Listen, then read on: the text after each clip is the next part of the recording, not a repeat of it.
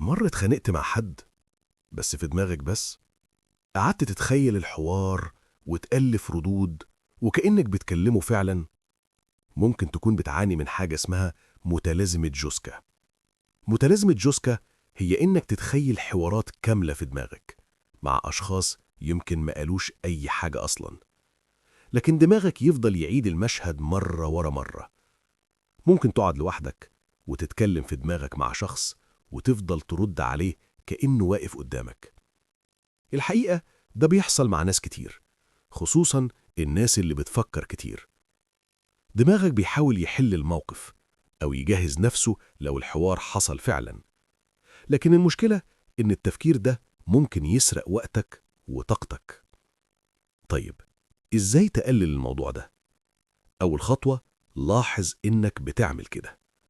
تاني خطوة، اسأل نفسك سؤال بسيط: هل الحوار ده حصل فعلا؟ لو ما حصلش، يبقى دماغك بس اللي بيألفه.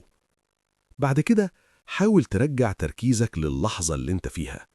خلي عقلك مشغول بحاجة مفيدة، رياضة أو قراية أو حتى مشي بسيط. كل ما يقل الفراغ تقل الحوارات الخيالية. خليك واعي بحواراتك الداخلية، ده أول خطوة للتغيير. ومهم كمان تحكي مع حد عن اللي جواك، مش لازم لوحدك. ومع الوقت هتلاقي دماغك أصبح أخف وحواراتك الداخلية أقل. لو حصل معاك قبل كده، قول لنا في التعليقات. وما تنساش اللايك والاشتراك علشان تشوف فيديوهات أكتر.